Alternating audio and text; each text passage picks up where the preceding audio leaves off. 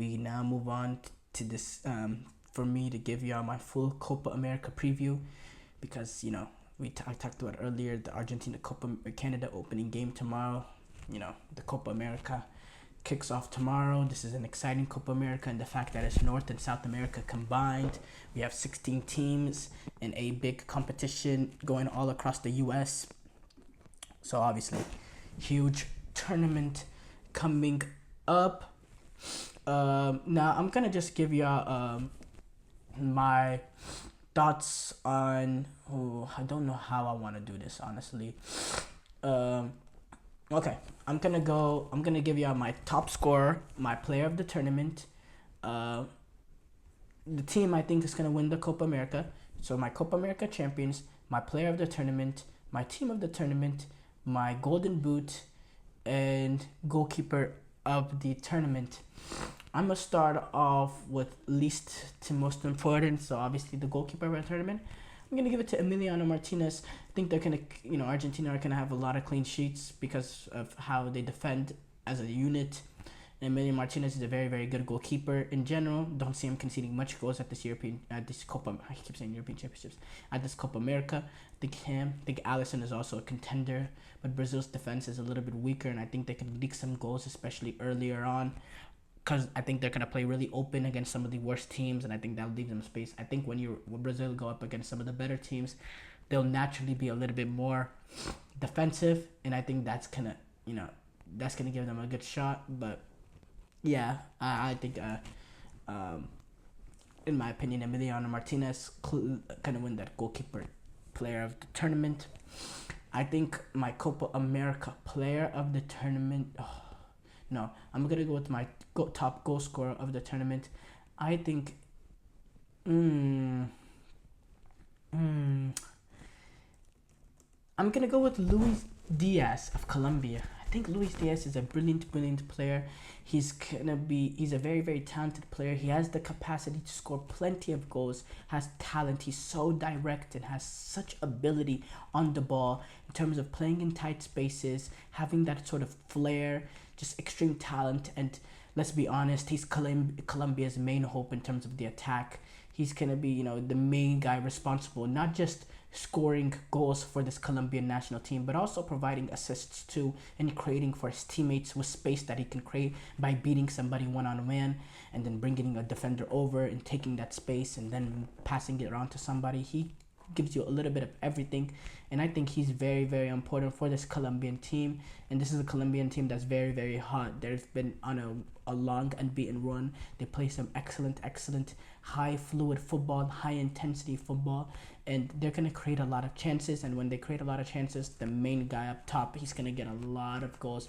And I think this is a chance for not his breakout tournament. He is 28 years old, so it's not really a breakout, but a chance that he really announces himself on that international scene, because this is the first time we're really seeing him at an international tournament, a big international tournament. He did play in the previous Copa America, which is a big international tournament. This is a little bit bigger in the fact that it's North America, South America combined, and it's on a bigger stage in my opinion.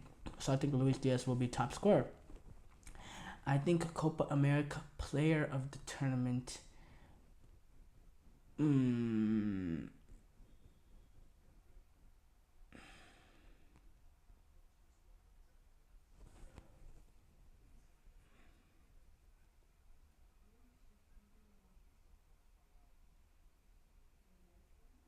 I think Copa America player of the tournament is going to be.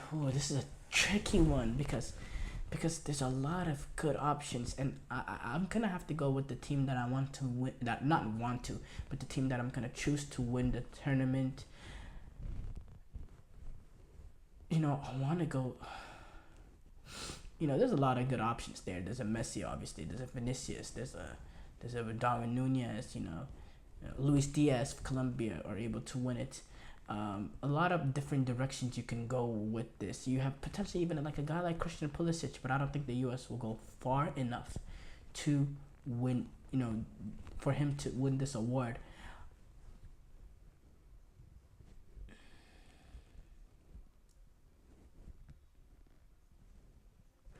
I'm going to go with Federico Valverde.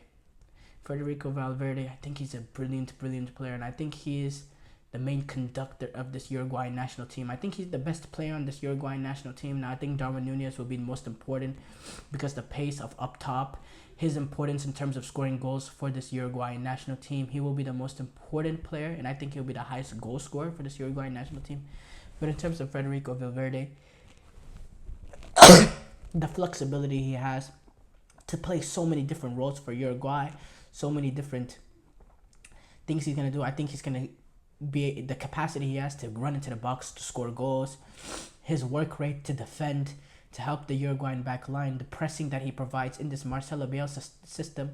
I think he's going to be a perfect player. I think he's going to be all over the pitch just because of the way how Bielsa plays, and I think he's going to have his stamp on a lot of things Uruguay does in terms of going forward, in terms of defensively. I think he's really going to be such an important player, and I think a lot of people are going to see the value he brings in this tournament for Uruguay, and I think they're going to give him the player of the tournament because, in my opinion, he is the best player Uruguay has, which is a brilliant best player. So, again, and then that's why I have Uruguay winning this tournament. I don't have Argentina actually winning this Copa America. I think Argentina is a good team, and they're the best team at this Copa America, but I think eventually, they will be had by someone. Someone is going to take advantage of Argentina. You saw they showed a little bit of their weaknesses when they lost to Uruguay at home in Argentina. They lost to them in World Cup qualifying, so they showed that they could be had sometimes. Sometimes they just look a little lackluster in the attack, and defensively they could get caught out in transition if they're not playing that tight block that Argentina naturally always play under Lionel Scaloni. I think Marcelo Bielsa, in his ways of being a brilliant, brilliant manager, in terms of their high-intensity football, a lot of miles or a lot of kilometers that they're going to cover throughout the tournament just because of the style of play that they have. I think they're a really, really deadly team. And, yeah, Argentina obviously would be the same favorite. For me, I don't see this Brazil team winning Copa America, and the fact that they're just defensively, they're leaking goals in bad areas of the pitch, and then going forward, if you get the Vinicius and Rodrigo that you get at Real Madrid, if you get that at Brazil, and mostly talking about Vinicius, honestly, because he's had 30 caps for Brazil and only scored 3 goals. That's horrible when you see the form that he has for Barcelona, for Real Madrid. If Brazil is able to get that kind of Vinicius Jr., okay, that makes them a team that's very deadly in transition. That makes them a huge, huge outfit. But they don't get that Vinicius Jr. The Vinicius Jr. that shows up for Brazil is it's very poor, and I think the pressure of the Brazil jersey is just maybe too much for him, which is why I always give Neymar the credit he deserves. Because as soon as Neymar came onto the scene, the pressure of the Brazil national team badge never seemed unbearable from Neymar from minute get-go. If you saw the pressure that he was under at the 2013 Confederation Cup, the 2014 World Cup hosting it, and he always rose up for Brazil, especially in his young days. Vinicius does not give us that at all whatsoever, and in fact his performances are way worse for Brazil than what he is naturally as a player. So, yeah, I have to say I'm massively concerned for this Brazil team. I think the midfield is not as it's very solid in that it's a Premier League midfield, but defensively I think they could be had. You're looking at potentially Jan Couto, Danilo, fullbacks, and then Marquinhos and Marquinhos that's not on good form, and a Gabriel Magalhaes, probably or Bremer at center backs. It's just defensively this team could be had too, especially if they want to play the normal Brazil style of play of attacking football, being so open-ended. You leave that back line very vulnerable. So for me, I don't see how Brazil can win this Copa America. I hope to be wrong. And then again, there's also the Dorval Jr. factor, and we don't really know how good of a manager he could be for Brazil. He's admitted came in and he's made the results have gotten better under him. Defeating England, drawing against Spain, and that's some pretty good results. But overall, it's looked a little lackluster. I mean, a Brazil national team never draws with the U.S. ever. A Brazil national team will never ever draw against the U.S. Let's just get that out of the way. And that was a U.S. team that was reeling after getting 5-1 against Colombia. So yeah, I think major concern for Brazil. Now for me, I want to talk about my potential player, not player of the tournament, but this is not really a set question, when you're really doing this Copa America preview, but we are, in the U.S., so we do have to discuss the U.S. men's national team, and I want to discuss how far do I think they'll go at this Copa America. Look, I think they'll do what we expect them to do. They'll defeat Bolivia and Panama just because of the vast array of talent that we have.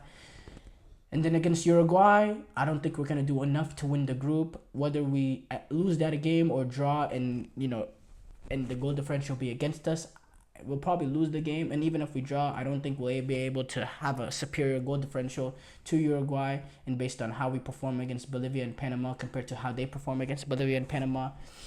So whatever happens, I see us losing the group. And even if we're able to win the group and beat Uruguay in the process, okay, then, we could be cooking something in that first game in the round of 16. But I don't see that happening under Greg Berhalter, because Berhalter's not a good manager.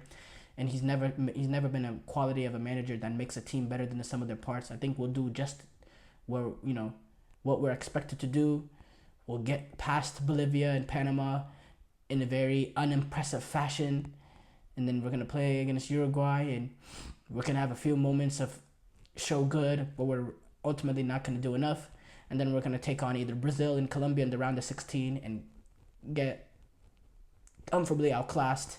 I don't think we'll get 5-1 or anything, just like we did, that game in DC a week or so ago by Colombia. But we're definitely not going to move on past the round of 16 if we take on Brazil or Colombia. So yeah, I think round of 16 and one and done for the U.S. men's national team.